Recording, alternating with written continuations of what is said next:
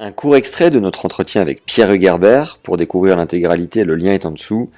Et si vous voulez progresser dans votre jeu grâce à la stat, on a enregistré 4 clés en téléchargement libre, dont le lien est aussi en description. J'ai pas forcément quelqu'un d'autre avec qui je voudrais jouer. Après, si tu me demandes comme ça, bon bah avec Roger, je dis pas non, hein.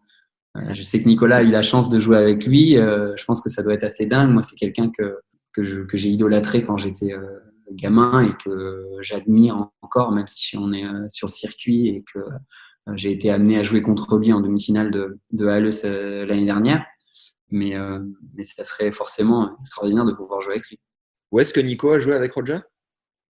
Il avait joué avec Roger à Brisbane. Brisbane. Ils ont fait quoi ensemble? Ils avaient gagné 2 matchs et je crois qu'ils avaient perdu en demi-finale. Ouais. Est-ce que tu as une ou deux anecdotes sympas avec le top 3, Rafa, Roger ou Djoko, qui humanisent un petit peu ces légendes du tennis? Je sais que j'ai partagé des entraînements avec les trois et je les ai eu en face sur le terrain aussi.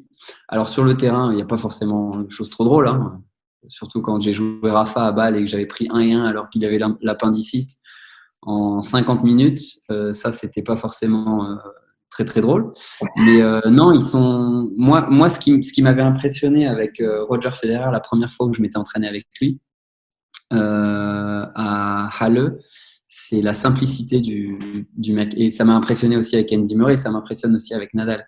C'est-à-dire que j'étais juste impressionné par sa capacité à juste être ouvert, à s'intéresser à moi, à être curieux, à partager un entraînement, voilà, de sa bonne humeur. Parce que finalement, pareil, Roger, c'est un passionné de tennis. Il s'amuse, on a l'impression de voir voilà, de voir un enfant jouer au tennis encore. Il a cette jeunesse, cette fougue encore quand il joue au tennis, alors qu'il a quasiment, voilà, il a quoi, il a 38 ans. Ouais.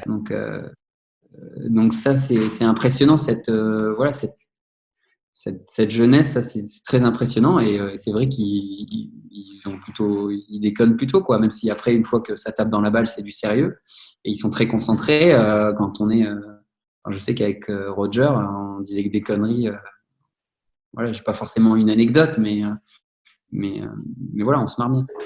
Est-ce que tu mates tous leurs lives là sur Instagram en ce moment? Alors, j'ai vu celui de Rafa, où il a invité Roger et Andy, et ensuite Marc Lopez.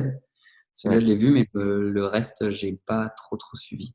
Après, ils sont un peu comme ça aussi on les découvre, enfin, on les découvre pas forcément, mais ils sont cool, quoi. Et ils sont Et, chambrards. On a bien vu que je crois que Roger et Andy, ils ont grave chambré Rafa, qui était pas capable de mettre un live.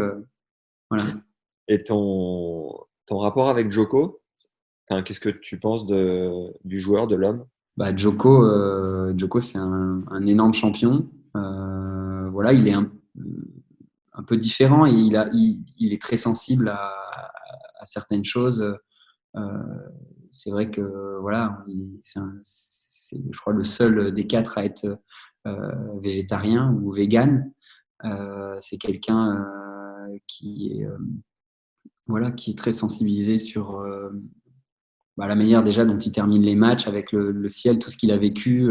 Je pense que c'est quelqu'un d'assez sensible et à la fois monstrueux mentalement quand il est sur un terrain. Non, c'est quelqu'un d'aussi d'extrêmement classe en dehors, intelligent. Enfin, quand on voit que dans certains tournois, je crois qu'il apprend le chinois. Enfin, c'est quelqu'un de très curieux. Maintenant, en plus, il est au bord de l'ATP, donc c'est celui qui défend un petit peu l'intérêt des joueurs de tennis à l'ATP. Voilà, même si par moment il peut être critiqué pour certains comportements, que ce soit sur le terrain ou des choses comme ça. Voilà, je pense qu'on a de la chance aujourd'hui d'avoir 4 joueurs, d'avoir ces joueurs-là devant voilà, qui ont les pieds sur terre, la tête sur les épaules et voilà, qui sont très classe euh, et voilà, qui font du bien au tennis, quoi. Si le podcast vous plaît, venez nous le dire avec 5 étoiles et un avis sympa sur Apple Podcast. Ça nous motive à vous régaler chaque semaine.